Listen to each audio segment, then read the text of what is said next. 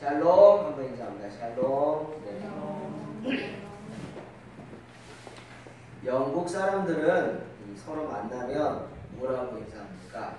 아침, 점심, 저녁 다 인사를 하는데 아침엔 굿모닝 하죠. 점심엔 굿애프터눈 뭐 이런 식으로. 무슨 뜻이에요? 아, 좋은 아침이다 이런 뜻이에요. 영국은 날씨가 안 좋죠.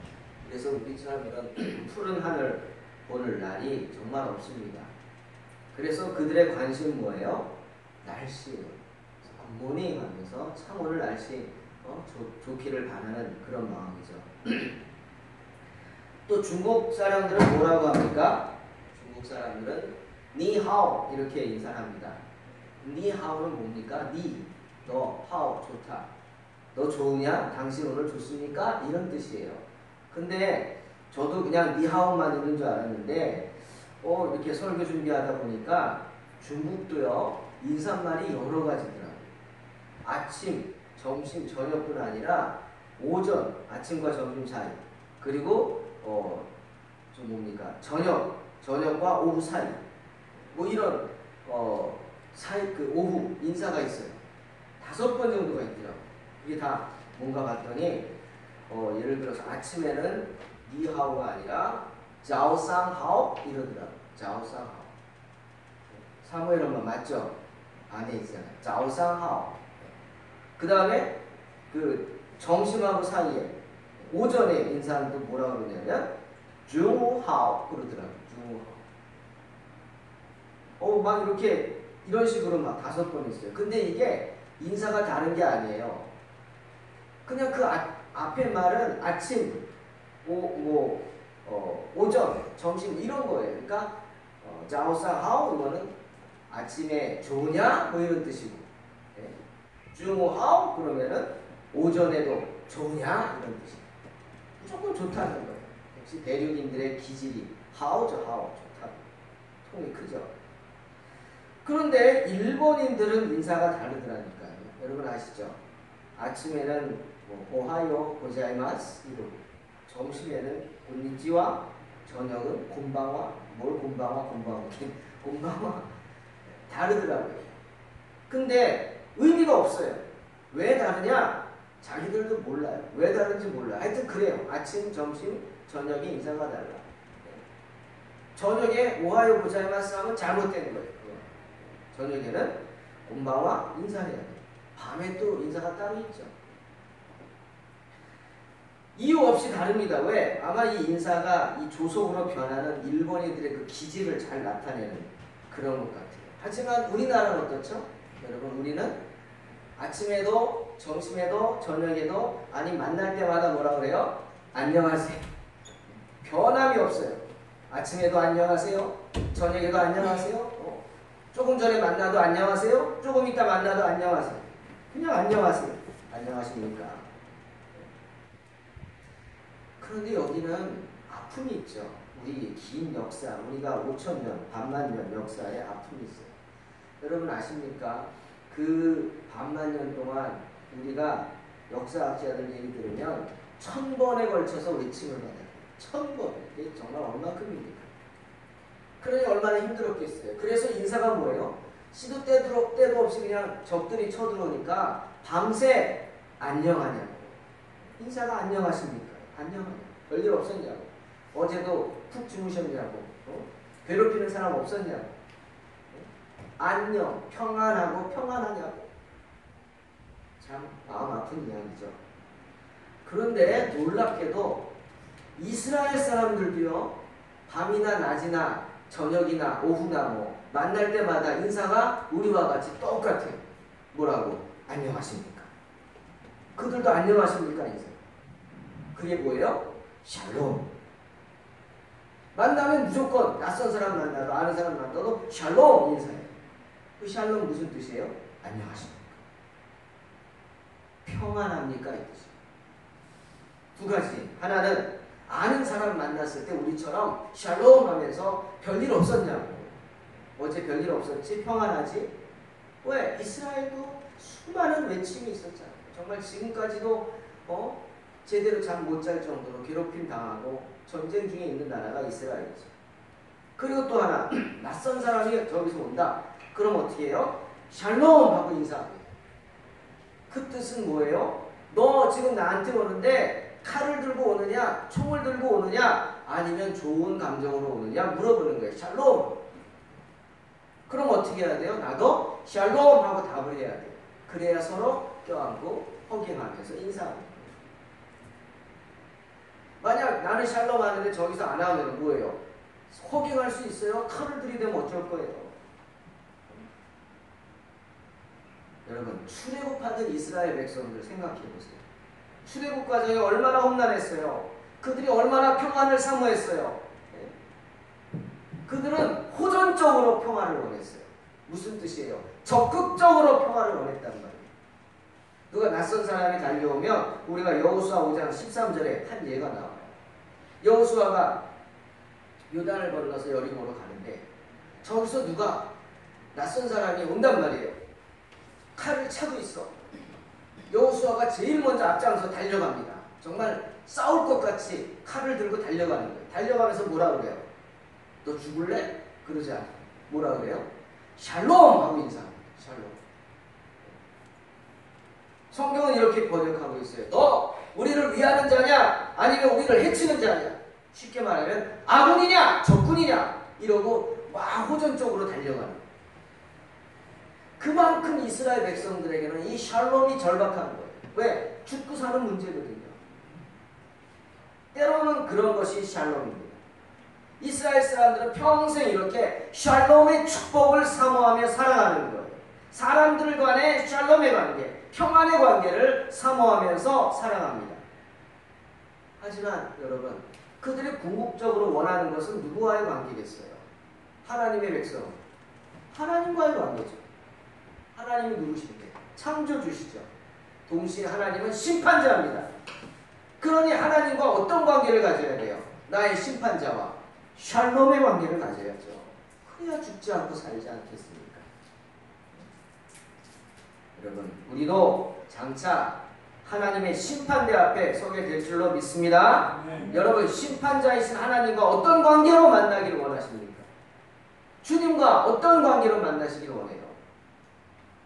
샬롬의 축복 사모하시기를 주님의 이름으로 축원합니다. 우리가 이 세상에 살면서 사모해야 할 복들은요, 물질의 복이 아니에요. 하나님은 물질을 필요한 만큼 주실 줄 믿습니다. 욕심내지 않을 정도로, 죄짓지 않을 정도로. 권세도 아닙니다. 아름다움도 아니에요. 자녀의 축복? 그것도 아니에요. 장수의 축복? 그것도 아닙니다. 한 번은 죽게 돼 있어요. 우리가 사모해야 할 축복은 뭐냐면 바로 고린도후서 5장 10절 말씀 기억하는 축복이에요. 뭐라고 그랬어요? 우리가 다 반드시 그리스도의 심판대 앞에 서서 각각 선악간에 그 몸으로 행한 것을 따라 심판받게 될 것이다. 주님 말씀하셨어요. 또 하나 마태복음 6장 20절에서 오직 너희를 위하여 보물을 하늘에 쌓아두라 말씀하셨어요. 우리가 사모해야 할 축복은 뭐예요? 하나님 앞에 서서 하나님을 어떻게 볼 것인가? 그 축복이에요. 하나님이 우리를 기뻐하면서 환영할 것인가? 와, 이제 왔구나. 안아줄 것인가? 아니면은 그래, 너 왔구나. 마침내 왔구나. 너 내가 벼르고 있었어. 어디 보자. 그런 만남이냐? 어떤 만남을 갖기를 원하십니까? 학교 다닐 때 여러분 교무실에 불려간 적 혹시 있으세요? 교무실 하면 왠지 싫죠. 가기가. 누군가 나에게 야 선생님이 너 교무실로 오라 그래. 오라 그러셔. 그러면 많은 아이들이 어떻게 할까요? 뜨끔할 겁니다. 왜? 내가 뭘 잘못했는데? 예? 대뜸 그러죠. 왜? 내가 뭘 잘못했는데 날 교무실로 오라 그러냐. 그래도 담임선생님 부르면 그나마 나아. 갑자기 누가 오더니 야! 너 학생부장이 학생부로 오라 그래. 난리 나는 거죠. 막. 예? 다리가 덜덜 떨리죠. 학생부장이 왜 나를 오라 그래. 학생부장이. 심장이 쿵 내려앉죠. 예? 그런데 여러분 만약에 학생부장이 내 아버지면 어떨까요? 심장 안 내려앉죠. 내가 아무리 잘못해도 학생부장이 내 아버지면 가서 그냥 적당하게 혼나고 오겠죠. 우리도 마지막 날에 주님 앞에 설 것입니다. 돈도 재물도 명예도 권세도 아무것도 못 가져가요. 그저 벌거벗은 몸으로 빈손으로 주님 앞에 서겠죠. 그 하나님의 심판대 앞에 선 그 하나님과 여러분이 어떤 관계로 만나기를 원하냐는 겁니다. 세상의 모든 것들을 가져보려고 애쓴 사람이 있어요. 돈도 가져보고 권세도 가져보려고 발버둥 치다가 결국 그 사람에게 남은 건 뭐예요? 흉악한 죄예요. 흉악한 죄인이 돼서 마침내 그 끔찍한 십자가에 달리게 됩니다. 그런데 자기가 지은 죄 때문에 십자가에 달려서도 그저 원망 불평뿐이죠. 부모를 원망하고 왜 나를 낳냐고, 그리고 자기가 만났던 사람들 원망하고, 그 사람들 왜 나를 붙잡아 주지 못했냐고, 왜 그때 나를 안 도와줬냐고, 인생을 원망하고 자기를 십자가에 매단 로마 군인들 원망하고 저주하고 고통 속에 죽어가는 그 사람. 마지막 순간에 예수님 좌우에 달렸던 두 강도 다 그런 사람들이었어요. 하지만 그 중에 한 명이 주님을 바라봅니다. 그런 고통 속에서도 자기를 십자가에 매단 사람들을 원망하지 않고 도리어 축복하는 예수님을 보고 생각합니다. 죽음의 문턱에서 그 강도는 그런 예수님을 보고 또 예수님이 행하신 일들을 바라봤겠죠. 기억하면서 생각합니다. 이제 모든 것을 다 잃었어요. 모든 것을 다 잃은 지금 그에게는 뭐가 있어요? 예수님을 바라보면서 천국에 대한 소망이 싹 터오르는 거예요. 조금 전까지 뭐라 그랬어요? 네가 하나님의 아들이냐? 당장 십자가에서 내려와봐! 조롱했어요. 주님과 적대관계였어요. 그런 그가 갑자기 샬롬의 축복받기를 사모하는 거예요. 청하는 거예요. 예수님을 하나님의 아들로 인정하고 옆에서 조롱하는 다른 강도를 책망하면서 그 한편 강도는 부끄러움을 무릅쓰고 주님께 청하죠. 예수여, 당신 나라 임하실 때 나를 생각하소서. 기도하는 거예요. 그때 주님 뭐라 그러셨어요? 화답하시죠. 응답하십니다. 내가 진실로 내게 이르노니 오늘 내가 나와 함께 낙원에 있으리라. 그 강도를, 그 흉악한 강도를 낙원으로 초대하시는 거예요. 샬롬의 축복을 허락하시는 거예요. 이 흉악한 강도 마지막 순간 주님을 바라봄으로 하나님의 은혜로 샬롬의 축복을 받아서 삶 평안을 얻게 된 줄로 믿습니다. 사랑하는 성도 여러분, 우리가 이 세상 살면서 받기를 사모해야 할 축복은 물질의 축복 아니라고 했어요. 권세 아닙니다. 세상 쾌락 아닙니다. 우리가 진정 사모하며 그 복을 놓치지 말아야 할 축복은 평안의 축복.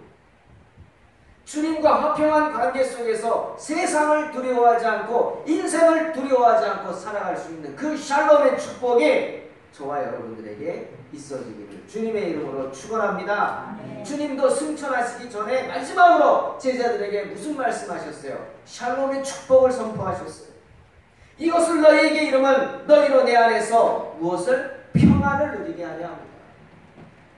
세상에서는 너희가 환난을 당하나 담대하라. 내가 세상을 이기었노라.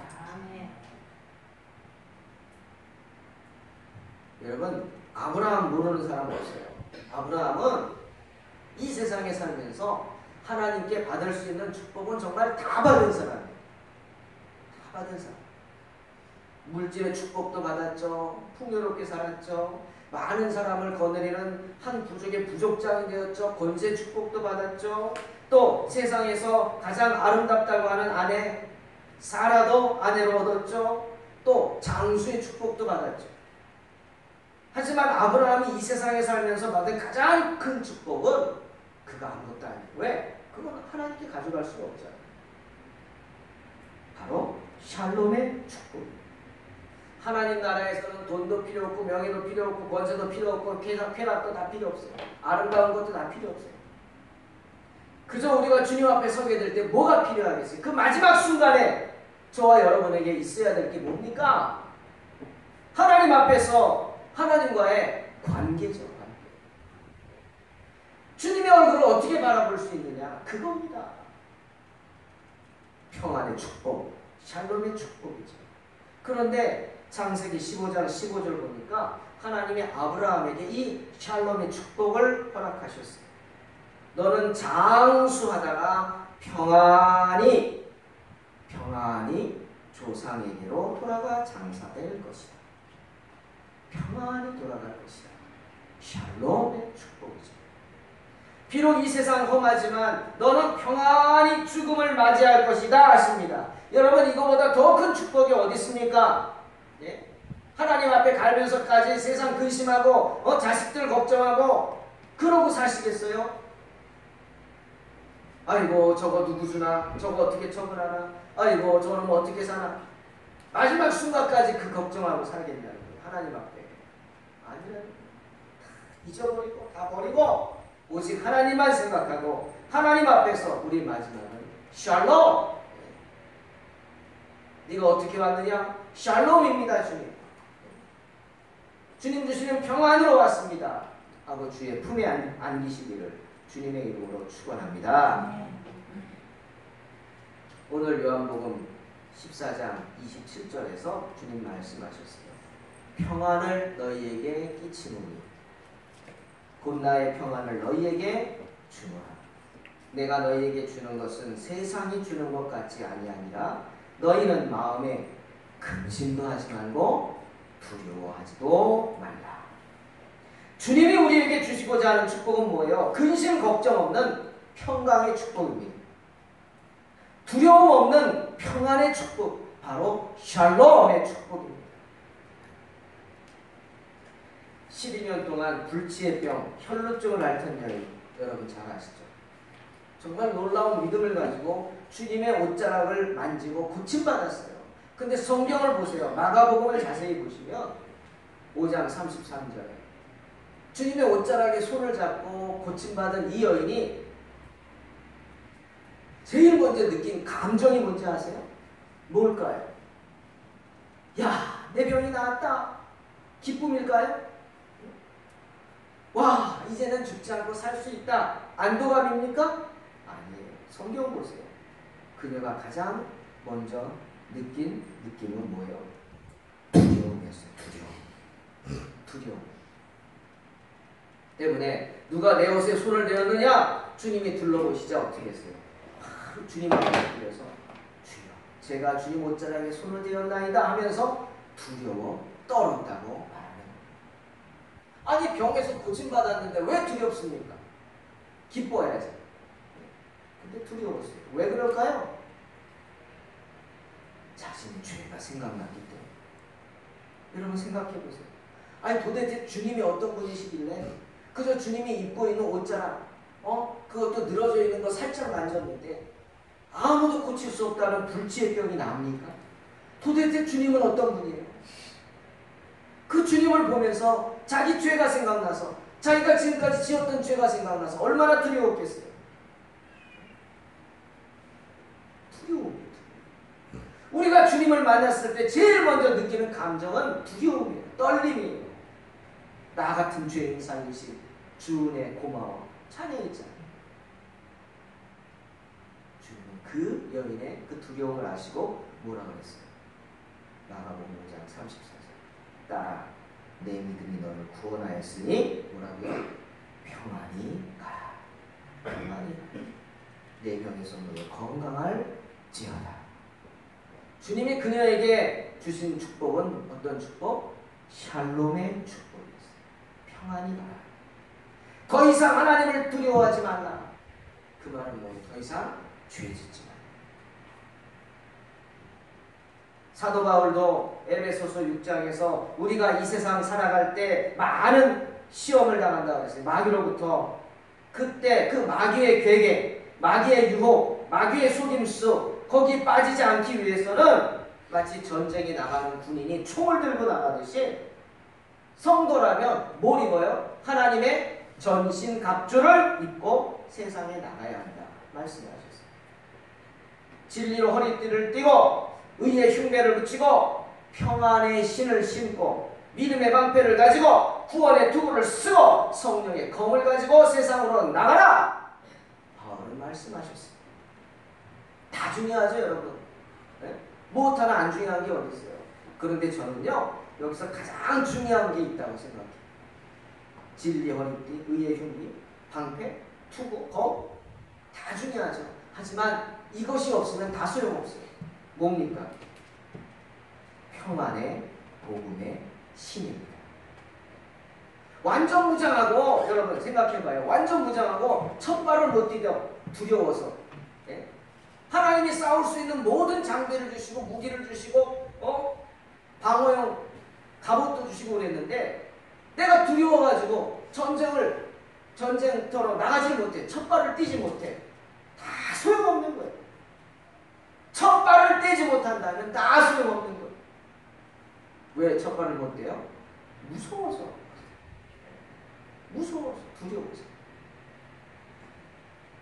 그러니 그 첫 발을 떼기 위해서 어떻게 해야 합니까? 평안의 복음의 신을 신어요. 평안을 얻어야 돼요. 주님이 나를 사랑하신다는 확신을 가져야 합니다. 주께서 나에게 승리를 주실 것이라는 확신을 가져야죠. 주님과의 평안한 관계 속에서 오늘도 두려움 없이 담대함으로 나아갈 수 있다. 확신을 가져야 첫 발을 뗄 수 있는 거예요. 뭘 받아야 돼요? 샬롬의 축복이죠.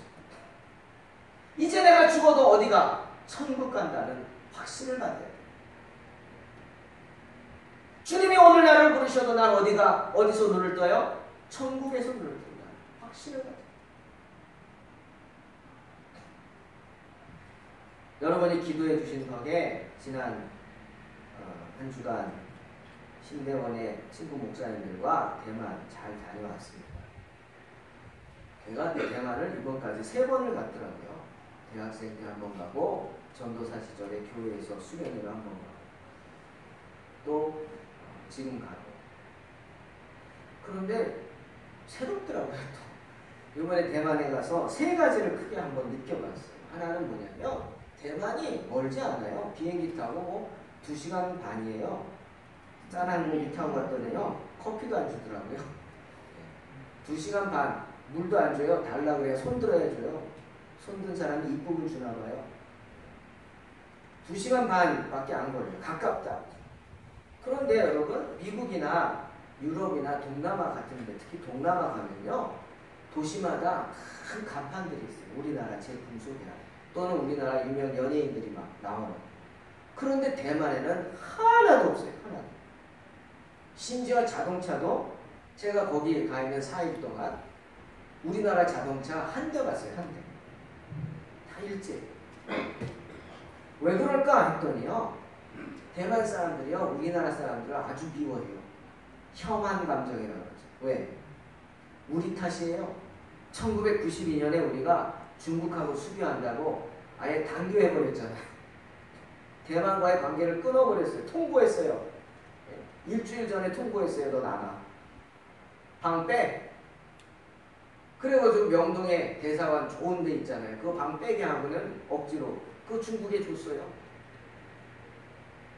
대만은 우리를 우방으로 생각하고 형제국가로 생각하고 6.25 때도 파병해주고 그랬는데 배신한 거예요. 우리가. 우리 잘못이죠. 그래서 한국 사람을 싫어해요. 하지만 한류 덕에 요즘 젊은 사람들은 또 좋아하긴 하더라고요. 그걸 느꼈고 또 하나는요.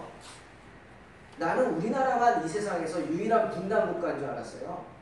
전쟁의 위협을 겪고 있는. 아니에요. 대만도 그래요. 대만도 호시탐탐 중국이 자기 땅이라고 들이대고 있어요. 그래서 거기도 모병제로 청년들이 군대 가서 두려워하고 있어요. 언제 전쟁이 날지 몰라서. 그렇더라고요. 그리고 또 하나. 이게 참 그런데 인구가 2,300만이에요. 우리나라 남한의 3분의 1 크기인데 거기 2,300만이 있으니까 얼마나 땅값도 비싸고 집값도 비싸겠어요. 10명 중에 7명이 세산데요. 자기 집에 있는 사람이 없대요. 그 2,300만의 영혼이 불쌍하다 느꼈어요. 왜? 대만 사람들은 거의 모든 사람이 다 종교를 가지고 있어요. 그 중에 90% 이상이 도교 신자예요. 도교. 여러분 도교가 뭔지 아시죠? 도교는 불교하고 또 다른데 신선 사상을 기반으로 하고 있어요. 신선. 이 세상에서 훌륭하게 산 사람이 죽으면 신선이 된다. 이거죠. 거기에 중국의 노자 사상이 들어와가지고 좀 복잡한 그런 종교예요. 그런데 인구의 90% 이상이 도교 신자예요. 그래서 대만의 도교 사원이 3만 개나 있대요. 3만. 가는 데마다 막 이상한 냄새 나요. 향. 우리 막 향 냄새. 그거보다 더 독해. 왜? 사원이 3만 개니까 시내 곳곳에 거리에 다니면 그저 향 냄새만 나는 거예요. 그게 아주 머리가 아프죠. 아예 도교 사원이 관광 코스예요. 용산사라고 유명한 데 있죠. 용이 산처럼 많다. 뭐 이런 곳이. 근데 거길 저희도 가봤는데 이상한 게 사원에 사람들이 우리는 절에 이렇게 가면은 그 신자들이 신도들이 절 안에 들어가서 이렇게 뭐 가슴에다가 손 이러고 절하고 뭐 이러고 막 하잖아요. 그런 사람들이 없어. 다 밖에서. 네. 물론 그 사원 안에 들어가면 또 사당 있잖아요. 신을 모시는. 거기 못 들어가고 밖에서 이러고 절을 하고 향 피워서 돌리고 막 그러고 있어. 안에는 안 들어가더라고요. 저희도 뭐 들어가기 싫은 갈 필요 없으니까 안 들어가고 구경했죠. 근데 궁금해. 그래서 지우펀이라는 데 가서 한 시간이 차 올 때까지 20분인가 남았대. 그래가지고 이렇게 보니까 밑에 또 도교 사원이 큰 게 있어요. 그래서 혼자서 같이 가니까 다 안 간대. 혼자서 내려가서 갔어요. 거기 사람이 누가 지키고 있더라고. 물어봤어요. 내가 좀 들어가도 되겠냐고. 사당하게. 그 사람이 깜짝 놀라더라고요. 깜빡깜빡하고 나 들어가겠다고 그랬더니 하오 그러더라. 하오. 들어갔어요. 들어가서 내가 왜 사람들이 안 들어오는지 알았어요. 도교사원은 겉이 아주 휘황찬란합니다. 정말 막 원색적인 거. 근데 안에 들어가면 더 휘황찬란해요. 빨간색 그냥, 거기다가 초록색도 아니고 막 파란색도 아닌 색깔의 황금색이 그냥 막 하는데 그 안에 자기들이 섬기는 신이 있어요. 물론 중앙에는 관우가 앉아있고 우리 왜 이렇게 절에 가면은 문 밖에 사천왕 이렇게 막 무섭게 하고 있잖아요. 그건 무서운 것도 아니에요. 안에 들어갔더니요. 그 신들이 그냥 시뻘겋고 막 이런 거 눈을 부릅 들고 칼을 들고 칼에는 피가 막 묻어있고 또 어떤 신은 막 혀가 딱 이 위에서부터 바닥까지 내려와 있어. 혀를 팍 내밀고 막 이러고 뚫어보고 잡아먹으려고 막. 아이고 한 5분 정도 제가 들어가서 보는데요. 목사인 저도 아이고 내가 괜히 들었다 싶더라고요. 무섭더라고요. 그 안이. 저 뭐야? 저 진짜 살아있는 거 아니겠지? 아니 5분 정도 들어갔다 나오는데 머리가 어지럽지 않고 예? 정말 영적으로 야 이거 뭐 진짜 귀신이 있는 거구나 싶을 정도예요. 그래서 사람들이 안 들어가요. 가이드한테 물어봤더니 무서워한다. 무서워서 들어가지도 못하고 밖에서 혹시 해코지 당할까봐 잘한다는. 여러분 신을 왜 섬깁니까? 하나님을 왜 믿습니까? 죽을까봐 믿습니까 혹시? 그럼 잘못 믿는 거예요. 지옥 갈까봐 믿는다고요? 그럼 잘못 믿는 거예요. 아버지가 나를 때리면 죽이려고 때립니까? 아니잖아요. 죽이려고 때리는 아버지 엄마가 어디 있어? 아니에요. 잘 되라고 하는 거지. 팍 때려놓고 속상해서 흑흑거리는 애 안고 울잖아요. 찢어진 게 안티플라민도 발라주고 먹는데 그게 부모예요. 근데 이 사람들은 무서워하면서 섬기고 있어. 쩔쩔매고 있다고요. 그 신 앞에서. 여러분 저와 여러분이 믿는 하나님은 그런 분이 아닌 줄로 믿습니다. 네. 주님 뭐라고 그랬어요? 평안을 너희에게 준다고 그랬어요. 네. 주님은 우리와 샬롬의 관계, 샬롬의 축복을 원하시는 거지 두려움을 주려고 하는 거예요. 너 이거 해봐, 너 죽어. 그런 분이 아니란 말이에요. 설사 우리가 죽을 죄를 져도 그 십자가 한편 간 것처럼 주여 당신 나라 가실 때 날 기억해 주세요. 부끄럽게 부탁해도 하나님 뭐라 그래요? 그래, 걱정 마. 오늘 내가 나와 함께 낙원에 있을 거다. 언제? 지금 바로. 축복하시는 분이에요. 정말 불쌍한 사람들이에요. 2,300만 대만 사람. 덜덜 떨면서 칼든 신을 믿고 잡아먹을 듯한 신을 믿고 그 앞에서 쩔쩔매는 정말 그 영혼이 불쌍한 사람들이에요. 우리 주님 뭐라 그랬어요? 12년간 혈루증 앓던 여인에게도 평안히 가라 하셨어요. 죽음의 딸의 죽음 소식을 듣고 주저앉은 야이로에게 뭐라 그랬어요? 두려워 말고 믿기만 하라. 그리고 낙심한 야이로의 상을 잡아 일으켜 주셨어요. 우리는 하나님 앞에 쩔쩔매지 않습니다. 하나님을 공포의 대상으로 생각하지 않아요. 비록 우리가 하나님 앞에 잘못해서 두려울 때도 있겠지만 아니 이내 곧 회개하면 주님 용서하시고 우리에게 샬롬의 축복을 주실 줄로 믿습니다. 사랑하는 성도 여러분, 저와 여러분은 주님께 샬롬의 축복 받아야 합니다. 마지막 순간 빈손 들고 주님 앞에 섰을 때 환영받을 수 있기를 주님의 이름으로 축원합니다. 잘하였도다 착하고 충성된 종아, 내가 작은 일에 충성하였으니 내가 많은 것으로 내게 맡기리니 내 주인의 즐거움에 참여할지어다. 칭찬을 들어야 합니다. 또한 우리 또한 믿지 않는 사람들에게 그런 샬롬의 축복을 나누어 줄 수 있게 있어야 되겠죠. 나만이 샬롬이면 뭐합니까? 나를 만나는 사람들에게도 샬롬의 축복을 나눠줘야 돼요. 주님 마태복음 5장 9절에서 말씀하셨죠. 화평케 하는 자는 복이 있나니 저희가 하나님의 아들이라 일컬음을 받을 것이다. 여러분을 만나는 사람마다 잘 되시기를 주님의 이름으로 축원합니다. 여러분 덕에 잘 되시기를 바랍니다. 여러분 덕에 잘 돼야 돼요. 여러분 덕에 나 때문에 다른 사람이 잘 돼야 돼요. 어떤 유명한 가수에 관련된 유명한 예화가 있습니다. 그분이 4집 앨범을 발매하고 한참 바쁠 때 그 매니저한테 시골 요양병원 원장이 전화가 왔대요.